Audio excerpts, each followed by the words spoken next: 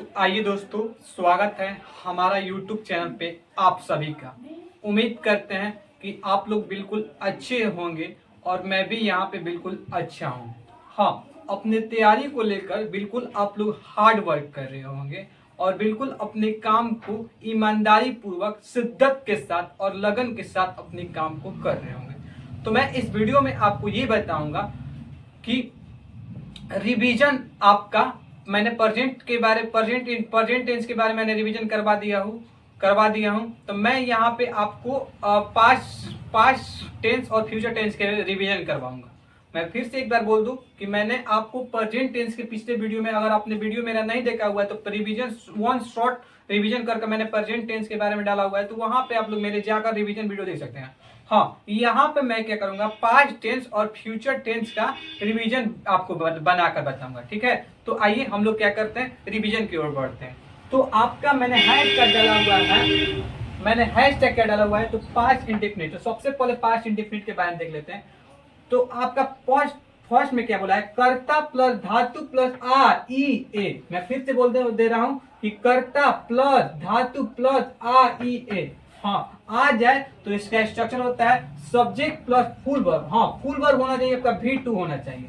ठीक है, मैं फिर से बोल दे रहा हूं कि अगर पास्ट इंडेफिनिट में अगर हिंदी में स्ट्रक्चर हो जाए कर्ता प्लस धातु प्लस आर ई ए आ जाए तो वहां पे सब्जेक्ट लगेगा प्लस फुल वर्ब में और वहां पे V2 लगा दीजिएगा। हाँ, अगर पास्ट कंटिन्यूअस की बात बोला जाए, पास्ट कंटिन्यूअस की, तो पास्ट कंटिन्यूअस का स्ट्रक्चर कैसा होता है, तो कर्ता प्लस धातु प्लस रहा था, रही थी या फिर रहे थे। मैं फिर से एक बार बात बोल दे रहा हूं कि कर्ता प्लस धातु प्लस रहा था, रही थी या फिर रहे थे। हाँ, अगर इंग्लिश में उसका अनुवाद करना है तो इंग्लिश में कैसा अनुवाद होगा, सब्जेक्ट होगा प्लस वाज वेयर और प्लस में वर्ब में आईएनजी। मैं फिर से बोल दे रहा हूं, अगर पास्ट कंटिन्यूअस की बात आ जाए तो पास्ट कंटिन्यूअस की आपकी बात कैसे करना है, तो कर्ता प्लस धातु प्लस रहा था, रही थी या फिर रहे थे। हाँ, अगर इंग्लिश में अनुवाद करना है तो subject plus was were plus verb में आईएनजी। हाँ, अगर मैं हैशटैग मैंने थर्ड में क्या डाला हुआ है, पास्ट परफेक्ट टेंस। अगर पास्ट परफेक्ट टेंस की बात आ जाए तो पहले कर्ता लगेगा प्लस धातु लगेगा प्लस आर था या फिर ई थी या फिर ए थे। मैं फिर से बोल दे रहा हूं, कर्ता प्लस धातु प्लस आर था, ई थी या फिर ए थे का सेंस आएगा। हाँ, अगर ये नहीं स्ट्रक्चर होगा पास्ट परफेक्ट टेंस का तो ये भी स्ट्रक्चर हो सकता है, कर्ता प्लस धातु प्लस चुका था या फिर चुकी थी या फिर चुके थे। मैं फिर से एक बार बोल दे रहा हूँ पास्ट परफेक्ट टेंस का कि कर्ता प्लस धातु प्लस आ था, ई थी या फिर ए थे का सेंस आएगा। हाँ, अगर दूसरा अनुवाद देखना है पास्ट परफेक्ट टेंस पे ऐसे भी आ सकता है, कर्ता प्लस धातु प्लस चुका था, चुकी थी प्लस चुके थे। हाँ, ये स्ट्रक्चर आपका होना चाहिए। उम्मीद करता हूँ आप लोग ये बिल्कुल अच्छी तरह से समझ रहे होंगे। हाँ, अगर आपने, मैं बार बार आपसे बोल रहा हूँ कि अगर पिछले वाला वीडियो मैंने नहीं देखा हुआ है तो आप मेरा जाकर पहले वीडियो देखिए, तब आपको समझ में आएगा, अन्यथा ये आपको नहीं समझ में आने वाला। ओके, तो आइए दोस्तों हम लोग आगे बढ़ते हैं। आगे क्या बता रहा है, तो मैंने आपको पास्ट परफेक्ट के बारे में हिंदी में स्ट्रक्चर बता दिया हुआ था, तो यहाँ पे हम लोग हिंदी के बारे में, सॉरी इंग्लिश के बारे में समझेंगे। मैं फिर से आपको बोल दे रहा हूँ कि मैंने पास्ट परफेक्ट का जो हिंदी में स्ट्रक्चर था वो मैंने बता दिया हुआ था। मैं यहाँ पे इंग्लिश में देखूंगा तो पहले सब्जेक्ट आता है, उसके बाद हेड लगता है, फिर पास्ट पार्टिसिपल। पास्ट पार्टिसिपल मतलब सर क्या होता है, तो V3 होता है। मैं फिर से बोल दे रहा हूँ कि subject plus head plus past participle V3। हाँ, अगर पास्ट परफेक्ट कंटिन्यूअस की बात आ जाए तो वहां पे आप लोगों को पहले कर्ता का यूज करना है। मैं फिर से बोल दे रहा हूं कि अगर पास्ट परफेक्ट कंटिन्यूअस टेंस का अगर बात की जाए तो पहले कर्ता लगाइएगा, फिर बाद में धातु का प्रयोग कीजिएगा, प्लस ता रहा था या फिर ती रही थी या फिर ते रहे थे।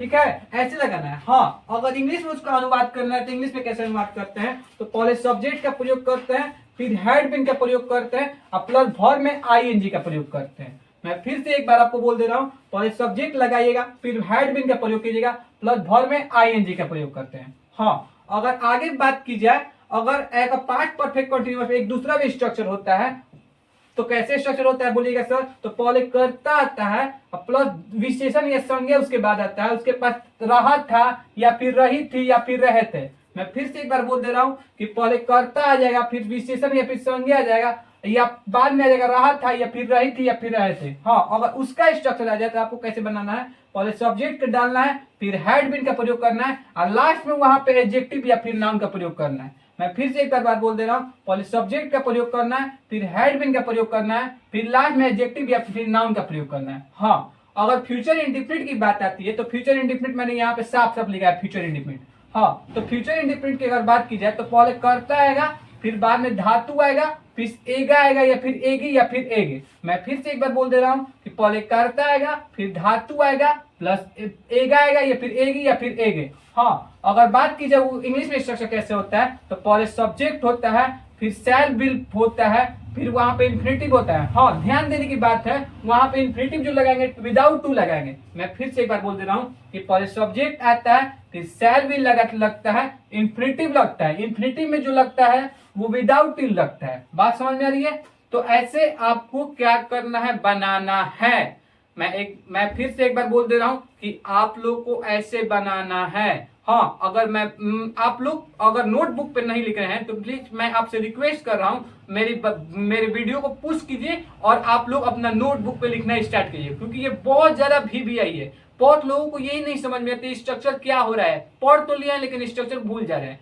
तो मैं आपसे फिर एक बार रिक्वेस्ट कर रहा हूँ कि प्लीज अपने नोटबुक कॉपी पे ये लगातार आप लोग लिखिए। ओके, आइए दोस्तों, हम लोग फ्यूचर कॉन्टिन्यूअस की ओर बढ़ते हैं। तो फ्यूचर कॉन्टिन्यूअस के बारे में ये बताया, फ्यूचर कॉन्टिन्यूअस मैं टेंस डाल रहा हूँ हैशटैग।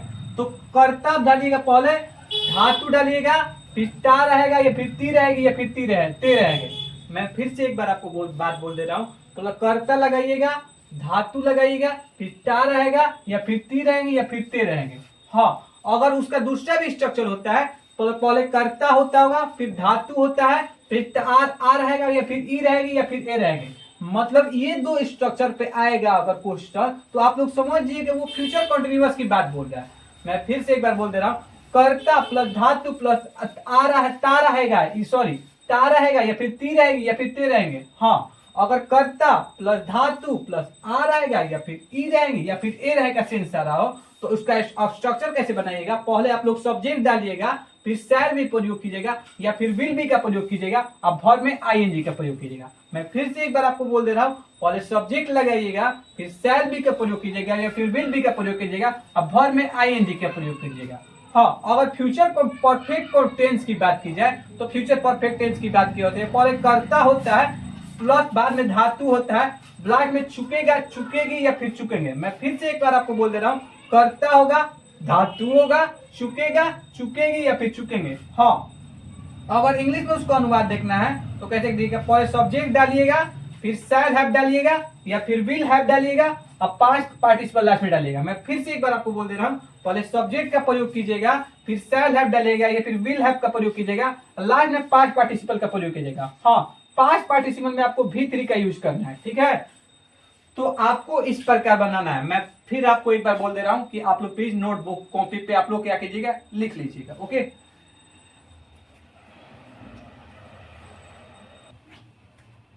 तो आइए दोस्तों, हम लोग आगे बढ़ते हैं। आगे क्या बता रहा है, आगे बता रहा है फ्यूचर परफेक्ट कंटिन्यूअस। अगर फ्यूचर परफेक्ट कंटिन्यूअस की बात की जाए तो उसका हिंदी में कैसे स्ट्रक्चर होता है, तो मैं यहाँ पे ये लिखा हूँ साफ साफ। तो पहले कर्ता होता है, प्लस धातु होगा, फिर ता हुआ रहेगा या फिर ती हुई रहेगी या फिर ते हुए रहेंगे। मैं फिर से एक बार आपको बोल दे रहा हूँ, पहले कर्ता लिखेगा, फिर धातु लिखेगा, फिर ता हुआ रहेगा या फिर ती हुई रहेगी या फिर ते हुए रहेंगे। हाँ, अगर इंग्लिश में अनुवाद करना है तो इंग्लिश में कैसे अनुवाद उसका करते हैं, पहले सब्जेक्ट का प्रयोग कीजिएगा, फिर शैल हैव बीन का प्रयोग कीजिएगा या फिर विल हैव बीन का। देखिए मैंने विल हैव बीन यहाँ पे छोड़ा हुआ है, तो आप लोग विल हैव बीन, ठीक है। तो आप लोग कैसे करना है कि मतलब पहले या फिर शैल हैव बीन का प्रयोग करना है या फिर विल हैव बीन का प्रयोग करना है। हाँ, अगर वर्ब में आईएनजी का प्रयोग आपको करना है, ये जरूरी है। मैं फिर से एक बार बोल रहा हूँ, सब्जेक्ट शैल हैव बीन या फिर will have been plus verb में आईएनजी। हाँ, तो मैंने आपको कुछ ट्रांसलेशन, आपका पास्ट परफेक्ट कंटिन्यूअस पे जो ट्रांसलेशन था वो मैंने छोड़ा हुआ था, तो यहाँ पे आप लोग मिला लीजिएगा। आपका 4 ट्रांसलेशन है, तो मैं ट्रांसलेशन आपको पढ़ कर बता दे रहा हूँ। वो तैरता रहा था, ठीक है, तो he had been swimming. Second आपका क्वेश्चन क्या है, वो दौड़ती रही थी, तो सी हैड बीन रनिंग। मैं फिर से एक बार बोल दे रहा हूँ, सी हैड बीन रनिंग। हाँ, आपका थर्ड क्या है, वे नाचते रहे थे, तो they had been dancing. Fourth आपका क्या है, वे पढ़ाते रहे थे, तो they had been reading. Sorry they वे पढ़ाते रहते ना, तो दे हैड बीन टीचिंग यहाँ पे हो जाएगा। पढ़ाना का क्या होता है, टीचिंग होता है। तो मैंने यहाँ पे आपको ट्रांसलेशन भी बता दिया हुआ है। हाँ, ये जो ट्रांसलेशन आपका पास्ट परफेक्ट कॉन्टिन्यूअस का है, तो आप लोग मिला लीजिएगा कि आप लोगों का कितना सही हुआ है। ओके, उम्मीद करता हूँ आप लोग मेरी बातों को ध्यान से सुन रहे होंगे और समझ रहे होंगे। हाँ, आपको ये वीडियो समझ में भी आ रहा होगा। अगर आपने मेरा पिछला वीडियो नहीं देखा हुआ है तो प्लीज मैं आपसे बार बार अनुरोध करता हूं, तो आप मेरे वीडियो को जाकर देखें, तब आपको ये समझ में आएगा। ठीक है, तो धन्यवाद।